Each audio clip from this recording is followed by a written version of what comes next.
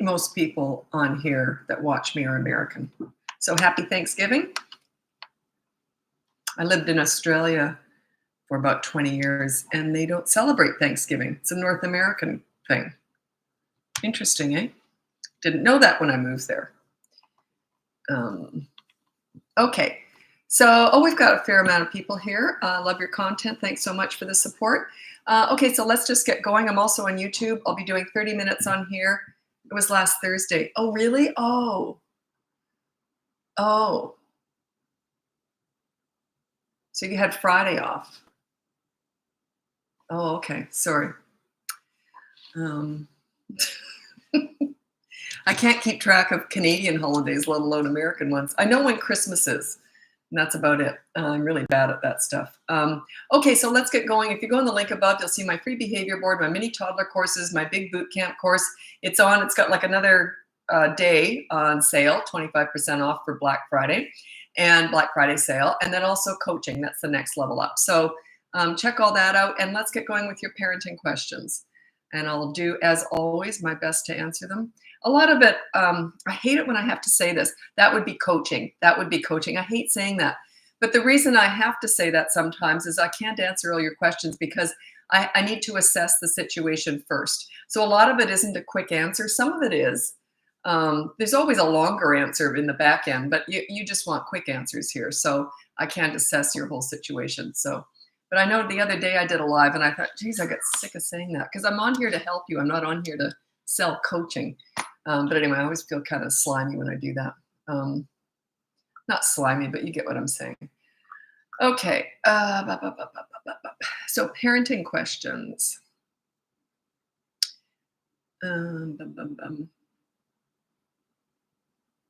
Okay, I have a 19-month-old who lives to run away when we're at the shops or the street. Yeah, that's a runner.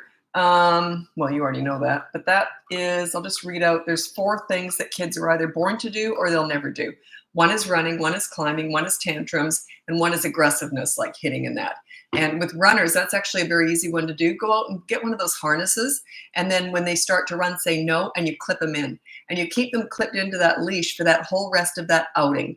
Okay, or if it's a really long outing, you can try every so often to let them go. But they'll learn that every time they run away from you, they get clipped in. They won't learn the first time. They'll probably have an absolute fit. I just recently did a video on embrace the scenes, embrace the tantrums, because that is how they process that they can't have everything they want. So they are going to have a scene. When you finally take charge and you're a leader, they're going to fight back initially. So, and that's part of their process. Don't try and avoid that, okay? The scenes, the fits, the tantrums, the outbursts, that is them processing, I can't get everything I want, when I want, how I want it. And that's okay. Hi, you're new here. Oh, welcome. Okay, please clearly define consistent corrective action. What does that look like for a 15-month-old toddler? First of all, I'm going to read out the 4 different stages of parenting because things change throughout the years. And this isn't about the children, it's about you. So you'll go through 4 different stages as a parent. The first one is the baby stage, 0 to 15 months, okay? So that one, it's all nurturing, sort of just pick them up when they cry, all that stuff. You can start to sort of teach them right from wrong by saying a gentle no, and then you sort of redirect and use diversion. But not like this kind of, oh, over here, look at this, but you just kind of say no, and then you just sit and read a book or sit and play with blocks, and the idea is they'll get up and join you. So that's 0 to 15 months. Then you go into the toddler years, and you got to change your parenting at this stage. It's about 16 to 35 months, the toddler stage. That's all about consistent corrective actions. I'll get into that in a minute. Then you go through the child stage, 3 to 12 years old. That's when you're at the height of your leadership. That's why my boot camp course, which is on sale right now, that's 3 to 12 years old. You're the same parent, very, very different ages. A 3 and a 12-year-old is very different, but you're at the height of your leadership in those years, in that block. Then you go into the teen years, and that's a whole different story. That's 13 plus. Okay, consistent corrective action is like this. If they do something that you don't like and you want to correct, you say no, and then you maybe remove them from that situation, or you just hold their hands for a second. If they've grabbed something, you just say no, and then you just gently push them away. It's not a matter of Like, you don't expect them to learn the first time. They might learn the 50th time. They're not about words. Someone said in one of the comments, you always say it's not about words, and yet you say no. It's just showing that you're kickstarting it. You're kickstarting this whole process. The word no has no effect whatsoever. It just shows that you're starting the process. It also is showing your tone of voice. Okay, so you want to say no. So it's just showing your tone of voice. You get into your serious, disciplined voice, right? But it's still very gentle. There's never any anger. It's like a business transaction. All discipline is like a business transaction. Save your emotion for all the rest of the time, all the fun times, okay? Okay, so consistent corrective actions. Yeah, it's just about, I can't, every time I've got a million ideas in my head, I stop talking. There's a million different ways I could explain that. A good one is if a toddler throws food. I think I wrote that down as an idea. Throwing food, I'm pretty sure I did. I got a lot of, I really do not think I can answer messages anymore. I do try and look through a few of them. If you really need to get a hold of me, if you want to ask about my services, you can email me. But the messages, they're coming fast and furious. I'm more inclined to answer comments. And even then I pick and choose because everyone benefits from that. If I'm just answering virtually the same questions hundreds of times over in direct messages, it's wasting my time and I can't serve you as well as I'd like to because I'm getting busier these days.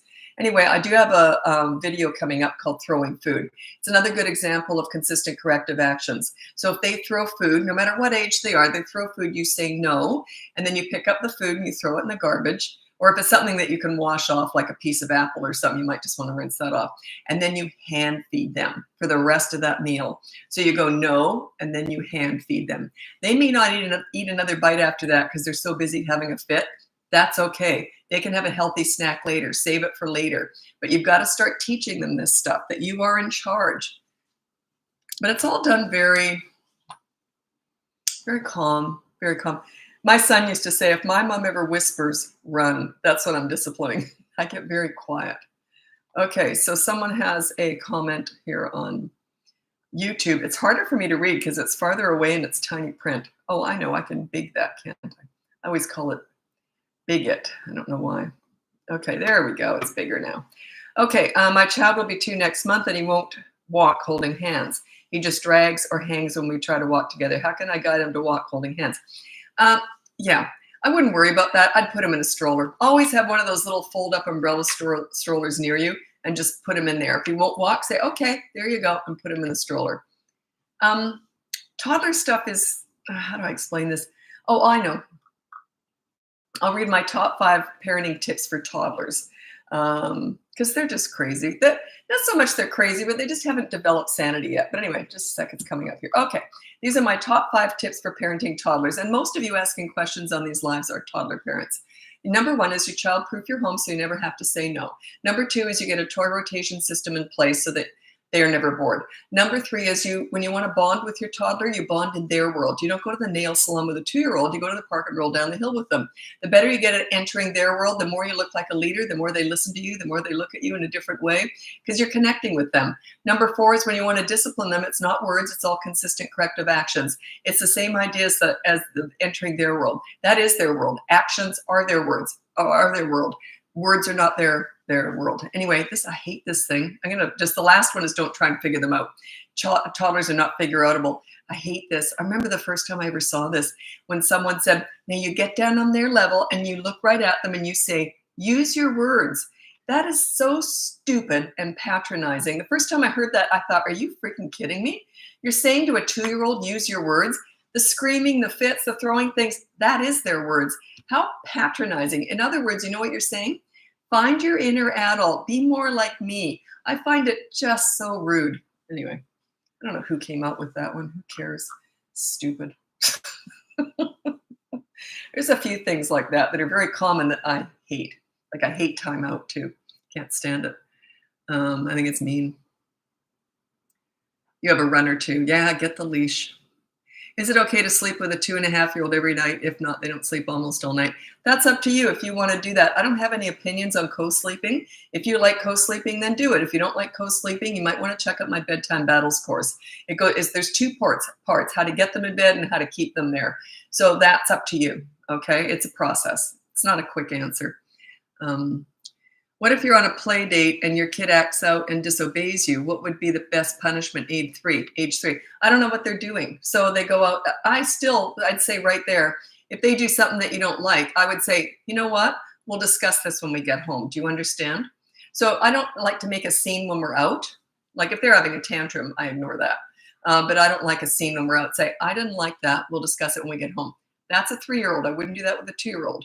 A 3-year-old can understand that. Then when you get home, you say, by the way, remember when you grabbed that toy from that other child? Also, you correct them in the moment. You make them give that toy back, or you take it and give it to the other child, whatever they've done. And then you say that here's the consequence for that. So when you get home, there's a consequence. Check out my behavior board that starts at the age of 3. My course is still on sale for another day. That's the boot camp course. If you're interested in that, teaches you how to be a leader. Remember, we're never fixing kids here. We're fixing and teaching parents. You lead, they will follow. It's just the way it is. All children desperately need, crave, and want leadership. If you don't provide that for them, you're going to send them out in the world very vulnerable. They're going to be vulnerable to peer pressure, bullying, the drug dealer on the corner, the internet, the Kardashians. They're going to go searching a leader elsewhere because you're not a leader at home. When you're a leader at home, they come back and they check in with everything with you, kind of right through the teen years. It's just the way it goes. That's what leadership does.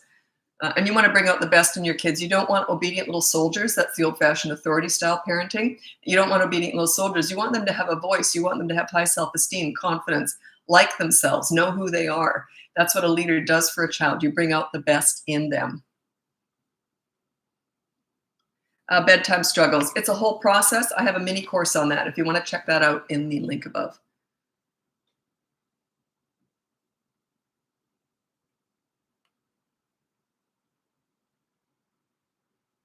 Okay. My toddler likes to turn his head when it's time to eat or try new foods. He'll take a little bite after, then spit it out. How can I stop this? It's kind of a long answer. Let me think. Do I want to answer that one?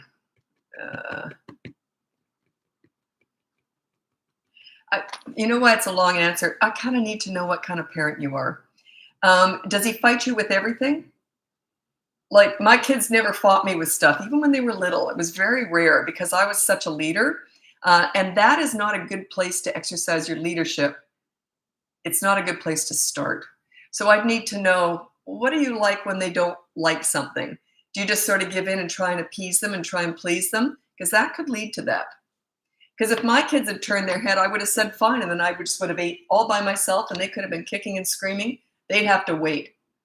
So, because I was a leader and they just knew that that's how I would handle that. They were a little bit different with their dad, but they knew mom wouldn't put up with that stuff. At a really young age, they start to pick up on that. So yeah, you don't want to eat that. That's fine. You spit it out. There we go. In the garbage, I'll sit in here and eat. Give them a few minutes. Take your time. Just calmly eat. That's what I would do. But that's a tough one to do if you're giving into them in every other department. That's why it's a hard thing to answer. Yeah, are you used to appeasing them, trying to please them? Will you eat if I give you a toy? What about if I play the iPad? See what I mean? And then you just all of a sudden with mealtime, you decide not to do that. So yeah, it's kind of a hard one to start with a toddler. With 3 and over, it's a great one to start with, but not under 3. What's your stance on making 2-year-old child sit still at places like the waiting room? Oh, that's ridiculous. You can't expect. It's like, how do I get my child to sit still through church? What? My 2-year-old? Are you kidding me? That is a classic example of not understanding toddlers. If you expect them to sit during church, sit in a waiting room, no. You know what I used to do with my kids? I always met their needs and managed their wants. So if I knew we had to go to the doctor, we left early so we could go to the park and they could run around first. So by the time we got to the doctor's office, they were kind of tired and they were ready for some apple or some juice or something. So yeah, meet their needs and manage their wants. That's an unreasonable expectation, completely unreasonable. A 5-year-old not wanting to go to bed. Again, this is coming up a lot tonight for some reason.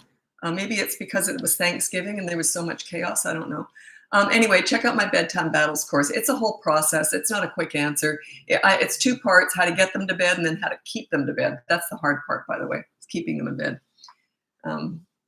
Although some people, the reason it's in 2 parts, some people don't have that problem. Some people, I don't know which you're challenged with. But if you're going to buy that course, read the whole thing through. It's just an online course. Can I really reset bad behaviors with an 8 and a 6-year-old? What's a reasonable expectation? Oh my goodness. 6 and 8, they're tiny. They're little. I specialize in teenagers. So yeah, you can come to me with a 15-year-old and we can still change things around. So yeah, your kids are just tiny. They're little. It starts to get more challenging at 9 to 11, maybe 12. That's when you start to notice. If you're going to have problems through the teen years, that's when you'll see it start. So yeah, best to get your leadership stuff cemented before the teen years hit. I don't have a course on teenagers. I often wonder if I ever will. The reason is that every time I coach parents with teenagers, the advice is different for every single family. So I don't know if I can mainstream a course on teenagers because they're actually my favorite age. That's what I specialize in. And everything I do, everything I talk about, I'm always thinking about the teen years. My goal with all of you is to get you through those teen years so you can sail right through it like I did. I understand teenagers. Never take advice from someone who hasn't raised their kids already. Because how do you know if what you're doing is going to set you up for the future? How do you know? Like, you don't know if you haven't been through that. So also that person has to have tons of experience with hundreds of other kids with all sorts of challenges. Parenting's experience-based. And if you haven't done it yourself and finished the job, how can you teach it? It would be like taking financial advice from someone with $10 in the bank. Yeah, I take this really seriously. I've been doing this for 17 years. I'm old. Yeah, I just understand kids. And I feel qualified enough to discuss parenting. There's no degree in parenting. There's lots of child care or child development degrees, but a lot of my clients have that and they struggle. Parenting is personal. It's different. It's not like anything else. Okay. 4-year-old that does not listen. You know exactly what I'm going to say. We're not fixing kids. We're fixing and teaching parents here. When you lead, they do listen. So set up your leadership skills. Check out the boot camp course. Or if you don't want to do that, then just look at the free behavior board. It goes through how to set up rules and consequences. It's starting to get you organized. Also show you that you have to be accountable. You have to be on that behavior board. If you're not accountable, you're not teaching your kids how to act. They're not listening to you, by the way, they're watching you. So if you're not accountable, it builds resentment. That's why the old-fashioned authority style, it's not a horrible way to parent. The new style, the please your parent's a disaster. But the old-fashioned authority, it's not a bad way to parent, but it does cause rebellion in teen years often because it's my way or the highway. I know everything, but the kids tend to come out the other end pretty good and appreciating what their parents did for them. The pleaser parent, you become a dish rag. The kids wipe their feet all over you. They never appreciate you. You raise self-entitled snowflakes with mental health issues because you're always trying to roll out the red carpet for them, make everything easy for them. And yeah, it's just a disaster. I saw that coming 30 years ago with those participation awards. I thought, are you freaking kidding me? You turn up and you get an award. Oh, they end up like adults like this. You didn't validate my feelings. I'm just a bus driver, lady. Like, that's what you're doing to your kids. It's awful. It's awful. I remember years ago, 30 years ago, I saw that when that happened. I saw that. And I saw some mom was complaining to the school because their child didn't get a participation award. The child never even turned up. But she still wanted the child to get the participation awards, even though they didn't participate. Not only did they not win anything or try anything, they didn't even participate. They weren't even there. They hadn't even turned up, and it was something that they should have turned up to. They just couldn't be bothered. That's how sick it's become. Isn't that sick? That's just mentally wrong. Ugh. Well, the reason it frustrates the heck out of me is because I have to fix that damage. That's what my clients come to me with, is stuff like that. And because they've been led down the wrong path. It's frustrating.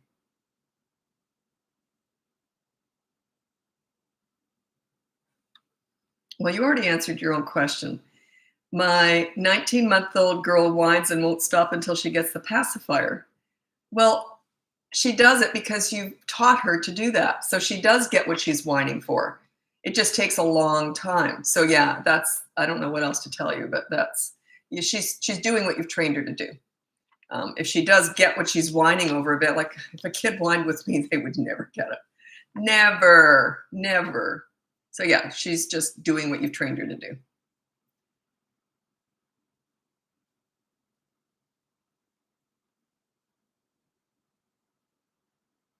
There you go. Yes, I've done that with my now 19-month-old. When he was younger, he'd throw food, stopped it, and would take the plate and offer spoonfuls at a time. So that's what I say. If they throw food, you say, fine, and you just throw it in the garbage, and then you hand feed them, spoon feed them. They hate that. And you got to be willing to go through the scene, okay? They're not going to like it. They might not eat anything after that. That's okay. They'll survive. It's just a few more bites. They don't eat much at one go anyway. They can have a healthy snack later. That's okay. You got to teach them who's in charge. The thing is that all this stuff tends to build happier kids. They have less scenes. The children feel safer. They feel calmer when they've got a leader. So people think, oh my God, someone actually said this to me, oh my God, kids must have scene after scene with you. It's the opposite. When you're a leader, they calm right down. They just go, oh, someone else is in charge. They don't want to be in charge. They'll fight for it if you're not. But once they have a leader, they just don't fight. They feel safe. So this stuff tends to have, when you become a good leader, it calms the kids down. They feel safe with you.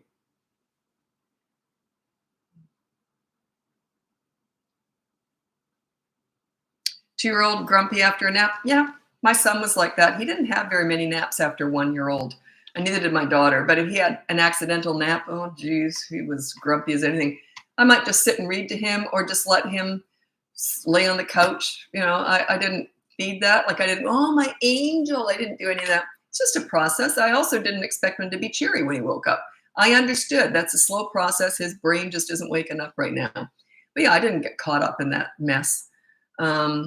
So I'm just looking at YouTube here. How would you phase out the pacifier? Okay. I can just tell you what I did with my son. He was 18 months old, and the only reason I left him on it for so long was we did a big overhaul flight, overseas flight from Australia where we live to Canada. And there's no way I was going to take that pacifier away before that long haul flight. So the day after we got home, I had jet lag, so did he. And so I thought, that's it, I'm taking these pacifiers away. I had him help me. We put them all in a Ziploc bag. I picked him up, gave him the bag, and I said, you're a big boy now. No more dummies. We called them dummies. No more dummies. And I said, put them in the bin. We went outside in the garage. I opened up the big wheelie bin lid, and he threw them in there. And I said, bye-bye. He knew when Mom said something, it was going to happen. And I would not have let his dad do that, because he might have known Dad would have gone, head first in the wheelie bin to get the pacifiers just to calm him down. He knew Mom would never do that. So I had to do that sort of stuff. So I went bye-bye, and then all day here we had jet lag, and he had tantrums. They either do or they don't. And I thought, why did I do that with jet lag? I'm going to be in for one hell of a week. He never once asked for a pacifier. That was really lucky, I believe that, because I just think it was luck too. But he also knew me at that point. He started to learn that when Mom said something, it was going to happen. I was very careful what I said. I never said something that I wasn't going to follow through with. He was starting to catch on. He knew when those went in that bin that they were gone. Anyway, every time he'd go like this, looking for the pacifier, he'd look over at me and I would instantly look away. There's no way I would get eye contact when he's looking for a dummy. I just pretend like la, la, la, la. He never asked for one again. So I think it's like pulling off a Band-Aid. Oops. Just do it all in one go. Don't let them have it at night. That's inconsistent. They get confused if they can have it sometimes, but not other times.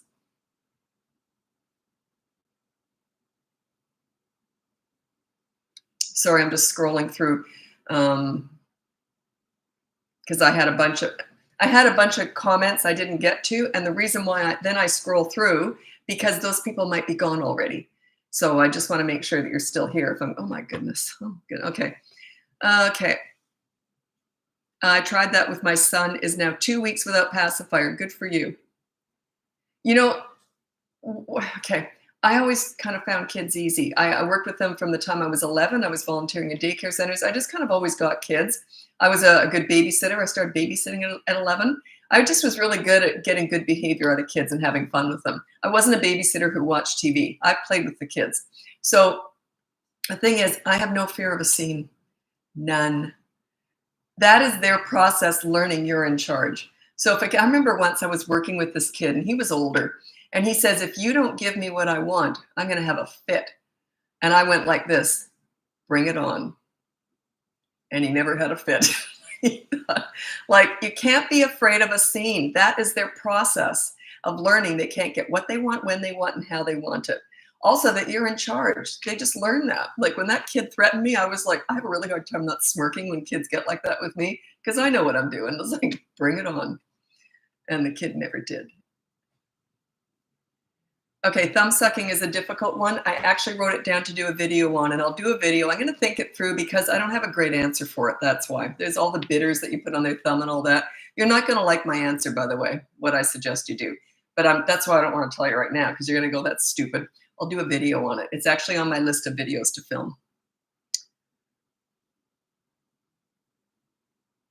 Oh, you're asking me about baby formula? Oh, I don't, I'm not a nutritionist. I would never talk about that. Yeah, I can't talk about that. I'm not a doctor. I'm not qualified to discuss nutrition or health or anything. I specialize in parent-child relationships. That's all I do. What's your view on screen time? I have no view on screen time. It's the same one that I have about religion, co-sleeping, Montessori, homeschooling. Those are all personal choices. And you've got to decide what's best for your child. I was pretty fussy with my kids. I liked them to watch. I didn't like cartoons a lot. I was more into there was shows. This is in Australia where I raised my kids. The shows were different. But they were like art. There was one called Art Attack, which was from the BBC. And it was fantastic. It was all about art and creativity for kids. So I like stuff that was more, not so much educational, but more relatable rather than cartoons. Cartoons, some of them too. But yeah, and you just got to pick what's right for you and your family. Yeah, 20-month-old hitting their head. Yeah, head banging. I just did a video on that. You might want to check. Oh, that's on TikTok. I'm on Instagram, aren't I? Yeah, I don't know when that'll come out on Instagram. They don't all come out on Instagram. They're different. So anyway.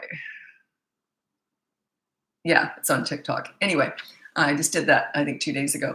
Anyway, head banging. What you do is you every time you know they're going to bang your head because you know they're head bangers, you say no and you restrain them. And don't look at them or talk to them. Just restrain them. And then if it gets that bad and you can't always get in there and intervene, then you get them one of those foam helmets and they'll learn, wait a minute, if I stop banging my head, I don't have to wear this stupid thing. They'll start to connect the dots. It's not a quick fix. It's going to take a while. But yeah, tons of them do that. It's very common. 8-year-old extremely argumentative and rude. Oh, God, I hate saying this. The argumentative part, that's learned behavior. You kind of taught them that. Yeah.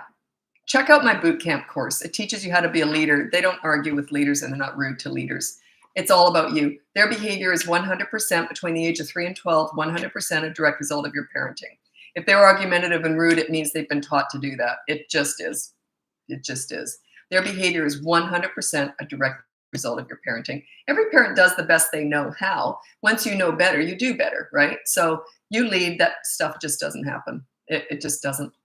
When you're a calm leader, they just would never. It'd be embarrassing for them to be rude. Like if my kids had been rude to me, I would have gone, what? Like it just wouldn't have made sense. So yeah, work on your leadership, and that does not happen. We're never fixing kids, we're fixing and teaching parents here. You probably left by now, but that's okay. I have to spit out the truth. I just can't hold back. Okay.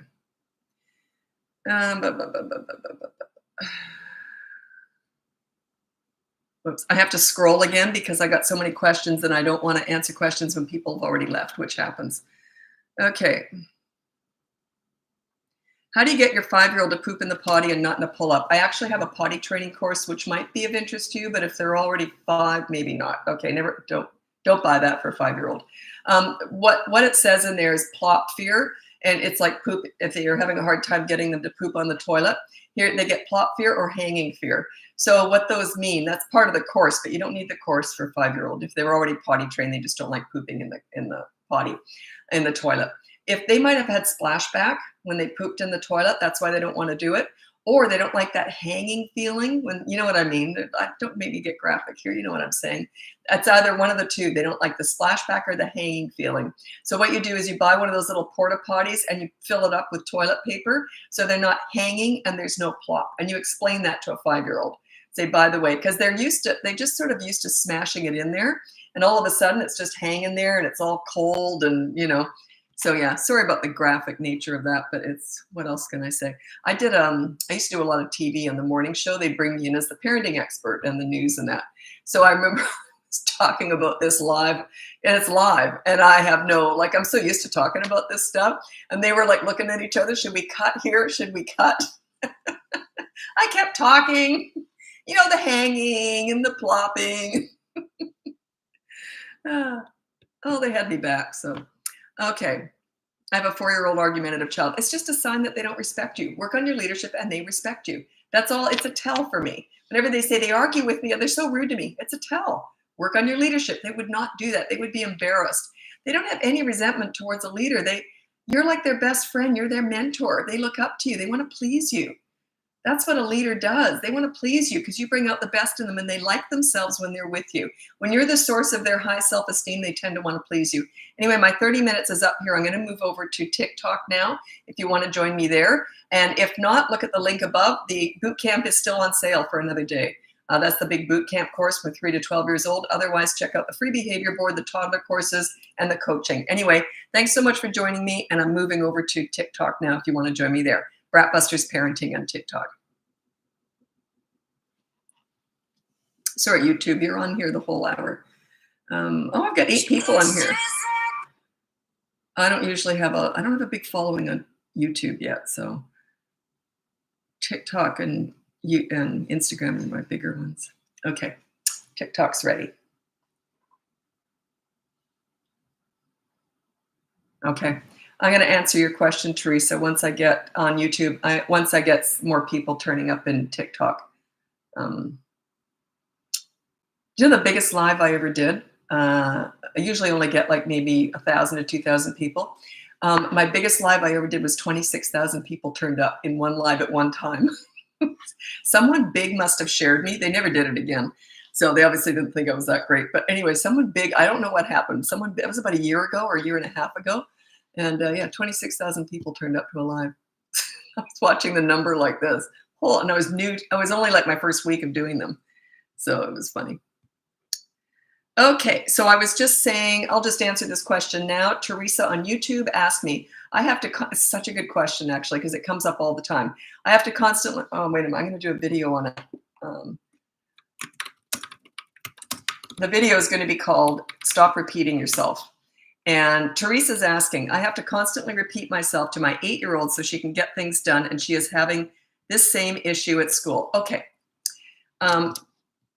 Okay, so what you do is, let's say you have a chore you want her to do. You put down on use the behavior board. It's completely free. It's in the link or in the description in YouTube. And the behavior board says, let's say you have chores. Pick a battle. Say chores. Put down 3 chores and say every day before 10 a.m. you have to have these 3 chores done. Keep it simple. Make your bed. Put your laundry away or dirty clothes in the hamper and clean the toothpaste out of the sink or something like that. Okay, you decide what works for your family. And they have to, and put a time limit on it. It has to be done by, let's say, I don't know what time. Figure it all out. You have to put a time limit on it.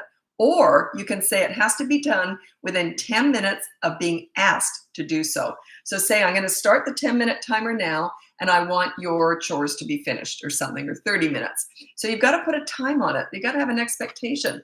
Like, I know if we didn't have time limits on taxes and all that sort of stuff, would we ever do them? You know what I'm saying? Like, the timer is your friend.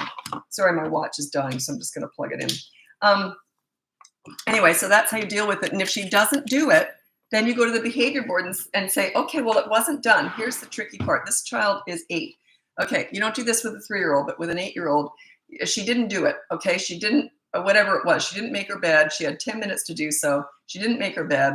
And you say, okay, so, and the alarm goes, make sure she can hear it. The alarm goes up. Okay, 10 minutes is up and your bed's still not made. Let's go to the behavior board. So you go to the behavior board. She might run and make her bed at this point.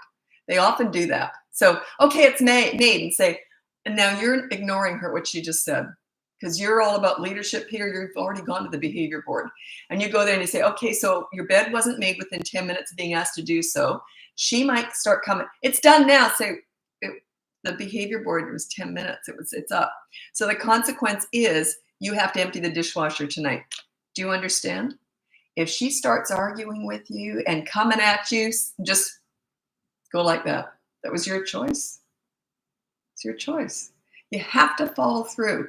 If you're not willing to follow through, I can't help you. Like, you've got to follow through on this.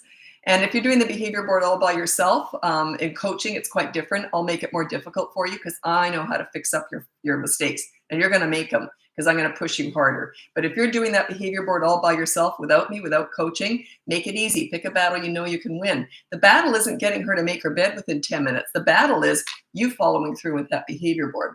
So then there's a consequence. And she says, I'm not emptying that dishwasher. Say, okay, you don't have to. I said, so 24-hour media blackout starts now.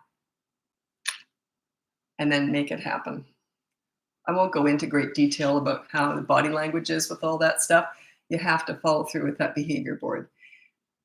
It's going to be usually hell initially. You got to be willing to go through the storm to get to the rainbow. Everyone wants the rainbow, but you got to be willing to go through a storm. There's no rainbow without a storm. Okay, if she's going to fight back, that's the storm. That's on her. It's none of your business. That is her processing. Wait a minute, you're a leader now. I don't like it. I'm going to fight back. So yeah.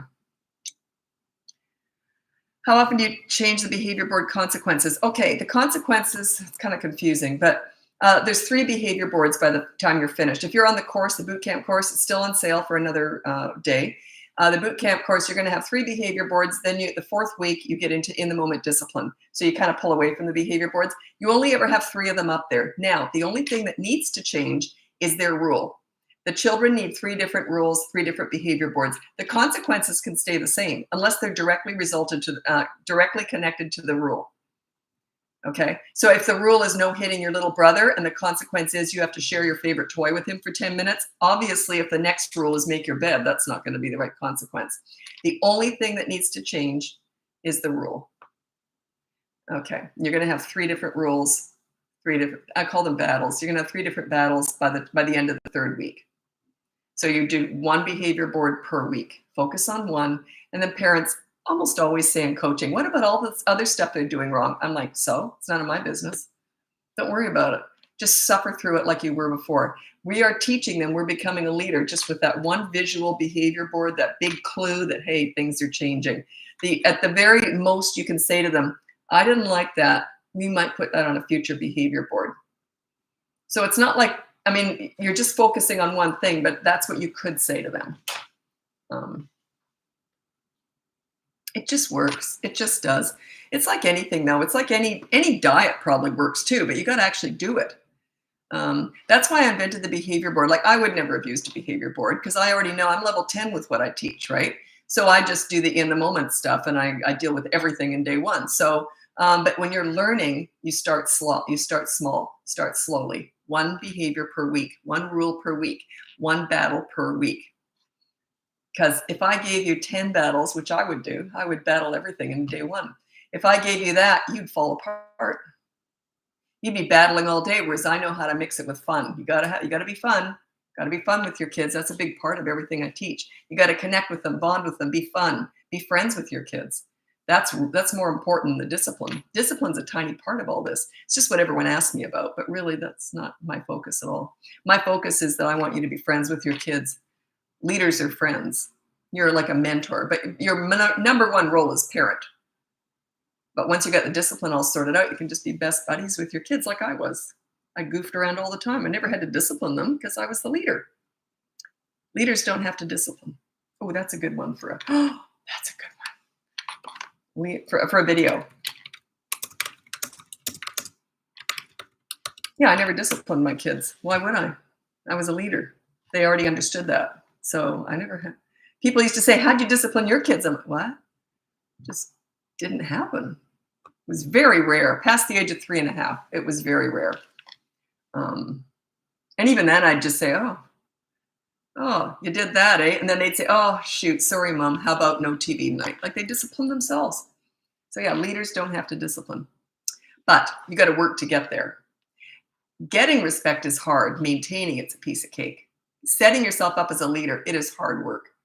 But once you're there, then it gets easy. I know lots of my clients say, this is hard. And yeah, it is, but it's worth it. It just is. After about the 3rd week, they start to go, oh, I see. Okay, I get it.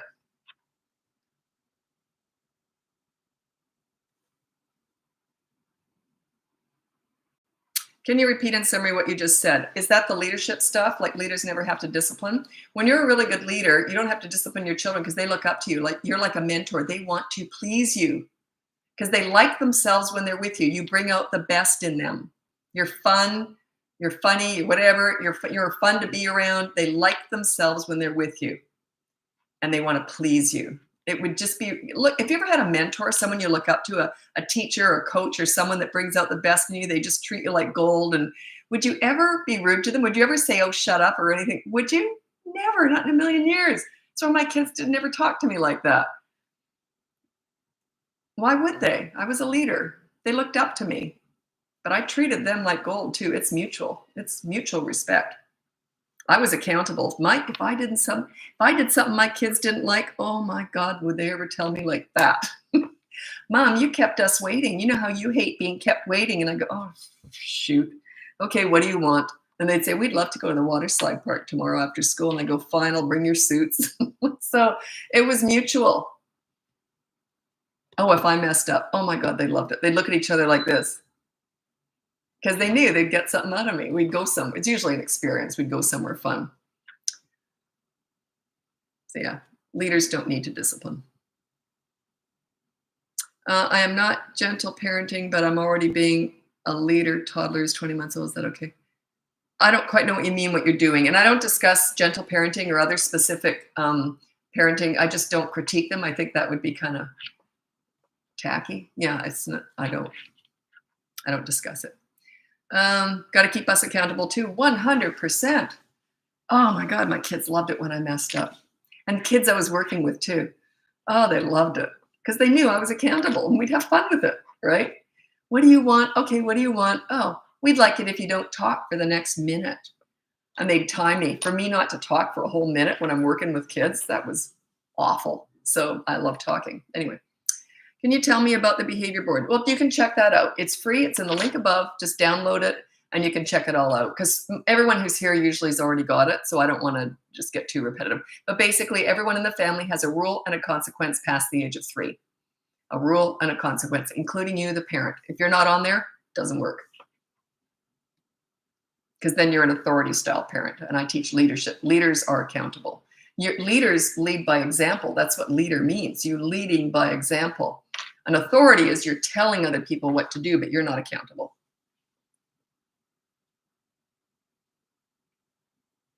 Is it okay to set boundaries and be a leader with toddlers? You don't set boundaries with toddlers. Toddlers are under the age of 2. They're all about consistent corrective action. Anyway, I'm going to read out my top 5 tips for parenting toddlers.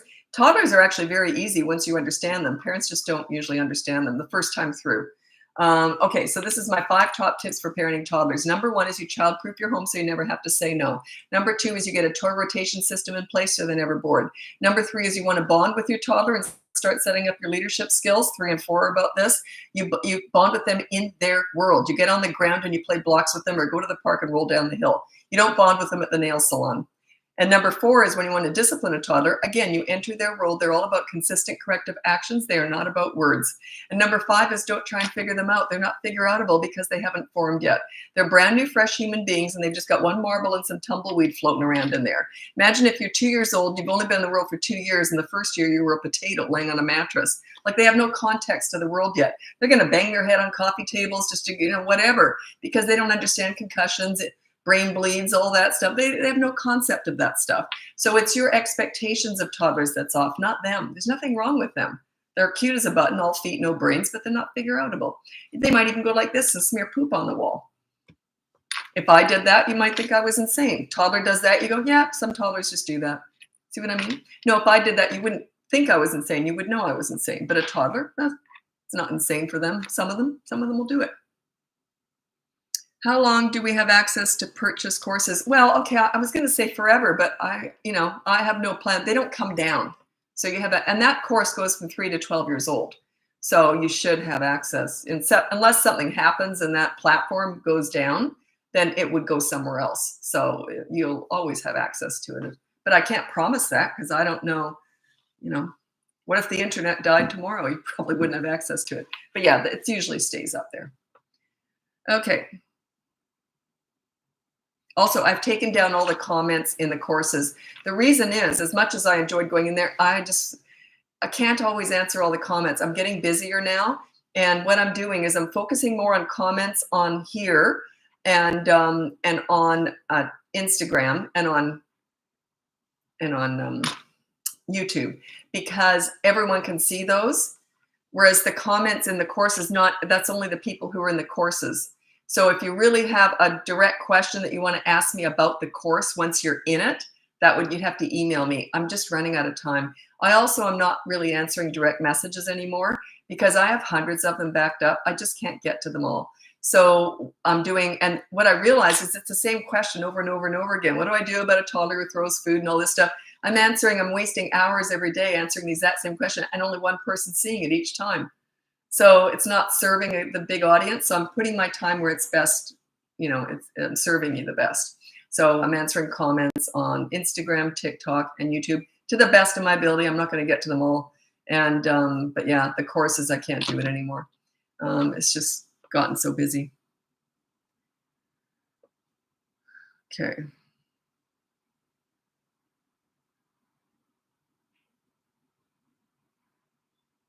He said, my baby doesn't sleep at night. He's 2 months. Babies are going to go through stage after stage after stage. I don't know how to answer that. Like, I think I just did. They're just going to go. It's usually just a stage. Become really boring at night. Don't turn on the light. Just be laying there really boring. I did that. I went through that with my kids. Yeah, they're gonna go through stage after stage. And then they wake up in the middle of the night, you feed them, and then you're just boring as anything. You're just sitting there.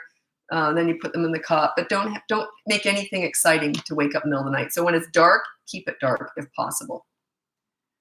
Yeah, it's just a stage. Yeah. They're going to go through so many stages, and you're going to think, oh, finally, I got them figured out now. Oh, I got that sorted out. And then another stage comes up. And they're all different too. Like, what I mean is, like, you're going to have a friend who has a different baby from you that, but everything that parents tell me, it's like, yeah, I've seen it all a million times. So it's common, but it's not usually your friend doesn't have the exact same stages with their babies. We're all different, right? My daughter's 23 months and she's terrified of family parties. How do I help her not be afraid? Well, I don't know what she's doing and how you're reacting. I would just say, you're fine, and I just ignore them. And they can sit in my lap and all that, but I wouldn't give that any attention because you actually are validating it. That's okay. It's okay. See, and don't push them on anyone. Don't push say, can you just give her space? She's just being a little fart right now. That's what I would have said to my kids. My mother would have said the same thing. She's just being silly. Just ignore her. And then they just learn, and they kind of get ignored, but you can still be holding them. And you just keep talking away and just ignore them. Now, if they're trying to grab your attention and keep you away from socializing, that's a different thing. I wouldn't ignore that. I would ignore them, but I wouldn't be holding them if they were doing that. I took all the toys away. I'm going to start rotating them. Yeah, I've got tons of videos on toy rotation system. I developed that with my kids when they were really little. And because I'm a minimalist and I'm really fussy. I don't like a mess. So I just got a toy rotation system going. Also, I was very organized with everything. Like, I had open bookshelves, and you anchor those to the wall, by the way. I'm sure you already know that. But anyway, so I anchored these huge bookcases to the wall, and then they had just a few toys, but everything was on display. Nothing was being dug into a big basket and thrown everywhere. You're just asking for chaos. And the more stuff they have around, they get overstimulated and they don't focus on anything. So I rotated their toys around. So every morning or every week or whatever, they'd get up and there'd be new toys sitting on their bookshelf. Woo, that's new. And they'd play again. That's why they were never bored. Oh, don't ask me about all these acronyms. I always have to look them up. DMDD, that's dysfunctional mood. What's that? It's all the same kind of stuff. ODD it's basically very oppositional. They're not real. God, you're going to hate when I say this. I'm going to look up DMDD just to confirm. I'm not a doctor. I don't need to know all this, but it comes up a lot. I don't get into this stuff, by the way. Yeah, disruptive mood dysregulation disorder. Yeah.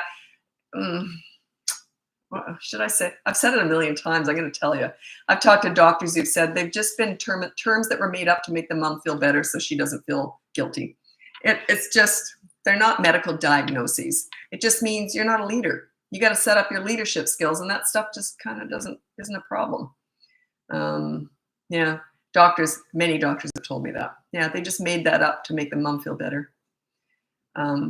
That's along the lines of, and I think it's a real shame that we are so quick to blame the children and not the parents, because you're taking all of the power away from the parents by blaming the children.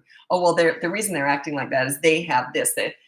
Wouldn't you rather blame yourself and take responsibility for your kid's behavior rather than blame, oh, well, I can't help it, they have ODD. It's not a thing, oppositional defiance disorder. It's not a it's not a medical diagnosis. It's just an excuse so that you don't have to do anything. That's what doctors have told me. Many doctors. So that makes sense, though? Yeah, work on your leadership. Those are all the kids I worked with. Do you think I worked with easy kids? No one ever, once ever. I've worked with hundreds of kids in hospitals, schools, homes, psych wards, detention centers. I've worked with hundreds of kids, teenagers. Not once did anyone ever say, here's an easy one, Lisa. They all went like this. Good luck with this one. Those are all the kids I worked with. That's where I learned all this. I knew how to get respect. I know how to be a leader. I got respect with all of them. Don't blame the kids. Look at yourself. Leaders take full responsibility. They're just innocent kids. When I was working with, especially the teenagers, they taught me a lot. The delinquent teenagers, the troubled teenagers, teens in crisis. They taught me, this is how I would react. If they did something I didn't like and they were under my care because I was new with them, they didn't respect me a lot at first, because you got to work you got to earn that. So when I was still earning it, and they might do something I didn't like swear or something, and I always went like this. If they did something rotten, I would be like this. To me, I would think, what am I missing here? I blamed myself for these delinquent, troubled, violent teenagers swearing. If I only had 1 hour a week with them, I still, as a leader, looked in the mirror. What am I missing here? What am I doing wrong? They're acting like that with me because I'm not a good enough leader yet. I haven't earned that yet. Does that make sense? That's the best news you can hear. It says that you have so much more control than you think you do. Parents are so quick to relinquish that control because it's only because you don't know what to do. Once you know how to be a leader, then you do take charge. But if you don't know how to do it, then you say it's all their fault. It's the kid's fault. They've got problems. They've got this act. They're WXYZ kids. You're very quick to blame the kids only because you don't know what to do. Once you know what to do, they always say once you know better, you do better. So once you know what to do, then you'll do it. And you won't blame the kids. You'll blame yourself. And you'll say, what am I missing here? What am I doing wrong? Sometimes I'll get this when people hire me for coaching, there's a thing at the bottom, and I always go back to that in the last session. What would you like my help with? And they write down the parents who say, I need to become a better leader. I'm like, okay, that's 50% of all coaching is just getting that in their headspace. If they start there, they just skyrocket. They just get it. They're not blaming the kids. But the ones who write out a whole page, and my kids are doing this, and they're doing that, and they're doing that, and this is another rotten thing they're doing. And I'm like, oh, I got my work cut out for me. But I know how to deal with it. But I mean, that's way, way, way more work. It's once parents have accepted full responsibility for their children's behavior, they get far better results. That's the first step in all this. Leaders take responsibility. Boy, that was a big preach. You're probably already gone by now. That's okay. I'm used to upsetting people. What you see is what you get. I got to tell you what I'm thinking. Okay.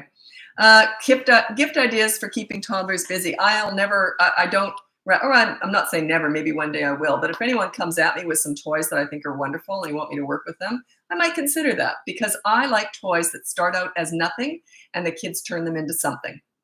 Like I like puzzles, blocks, building stuff where they have to get creative. That was what I focused on with my kids. I hated things like, probably shouldn't even say this, but like Furbies and things that you just pull something and there's no interaction, there's no creativity on the child's part. I didn't like that kind of stuff at all. I liked everything where it starts out as nothing and the kids have to turn it into something. That's what I like. So just look at that. Is this not start with nothing and the kids have to turn it into something? That's what I like. I love crafting, and I did a lot of Play-Doh with my kids. I used to make the Play-Doh, and it was all hot to try and cool it down before they could play with it. Do you think that pathological defiance disorder is the same thing? I don't know. You threw in the word pathological. I've worked with kids who have situations like that. So I'll look it up. I'm going to look it up. But I don't specialize in this, and I'll tell you why. I kind of stay away from all these acronyms. Do you know why? Because whenever I worked with kids, they would often hand me files of these kids. I never opened up one single file. I didn't address the problems. I addressed the person. I didn't address their defiance. I didn't address their bad behavior. I brought out the best in them. My focus was finding it and bringing out the good in them. That was always my focus. I don't know. I don't want to talk about it. I don't want to comment on that. And you know why. Yeah, I always focus on the good kid. I've worked with kids who do have some really serious illnesses. And I still always try to focus on the good kid, bring out the best in them. And you get what you focus on, where you put your energy. Or if you're always focused on trying to stop them from doing bad stuff, you're just going to get more bad stuff. You deal with the bad behavior. It's like that. I always say it's like, get it over with. There you go. Okay, did that wrong. Empty the dishwasher tonight. Okay, do you understand? Okay, now let's go to the park. Always focus on the good kid. Try and bring out the best in them, and you'll get the best.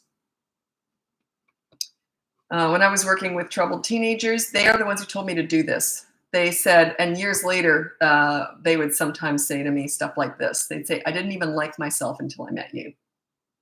Because everyone else was focusing on the bad things they were doing, and I dug around. And I used to say, I want to like you, but I can't find anything to like. And then they'd laugh, and then, oh, you got a sense of humor. I can work with that. So I was always focused on trying to find what I liked and trying to bond and connect. And then you tend to get the best out of them. Leaders bring out the best in people. They don't focus on the bad stuff. Anyway, so yeah, all these. Yeah, I don't want to get into I could feel a speech coming on. I'm very opinionated about this. Like, that's why I never opened up a file. I'm working with this person here. I'm not working with the file. All the stuff they've done wrong. I don't need to know that.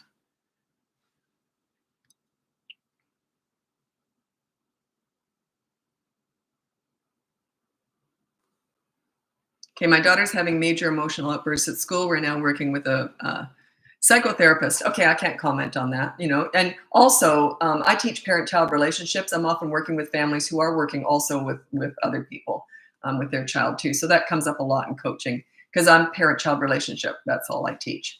But yeah, you get help wherever you want to, whatever's helping. Also, a lot of people who are in the field, they're psychiatrists. I get a lot of those as clients, by the way. It's not that they're struggling more with parenting. It's just they want to get it right. They're really perfectionists, and they identify that experience tops everything with parenting because it is so personal. It's different from every other relationship. So, but yeah, that you get help wherever you can find it. Whatever is working, keep doing it.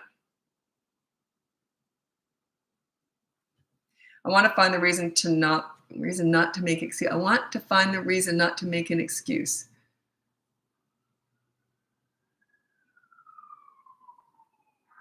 Okay, there should be more people like you helping our kids. I'm helping you. I teach parenting. I don't teach kidding. I'm helping you. I want you to enjoy parenting as much as I did. It was the most fun time of my whole life. It was fun. We were just friends, goofed around all the time. We respected each other. It was fun. So yeah, I'm here to help you. Your kids are just a byproduct of this. You know what's funny? When I first started my business, I've been working with kids for years, all volunteering. I have no qualifications. I did get some training to get some clearances to go into homes and that, but I never used any of it. I had my own style. And they were all okay with that. But anyway, what was I going to say? Sugar. Oh, I know. So anyway, then when I started my business, it was the teenagers who said, you got to teach this, Lisa, because, they told me I got to teach this stuff to teach parents how to parent. Anyway, so okay, whatever. So I started my business 17 years ago, and I was worried because I had been working with kids for so many decades that by the time I started my business, I kind of had a hate relationship with parents. I thought, why are you messing up your kids? It's so easy. Parenting's so easy. Why are you messing up your kids? Why are you so mean to them? Why are you, I couldn't figure it out. The first client I got, and they were crying, and they were telling, and I was like, aw.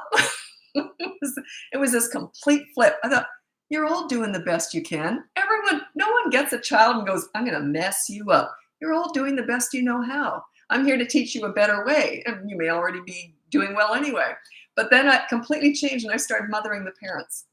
I completely flipped. I thought, they're victims too. They just don't know how to parent. They're struggling with this. But I was worried about it. I was worried about being resentful and angry towards the parents. I'm being fully honest here. And my very first client, I thought, and I was mothering them. So, yeah. Okay.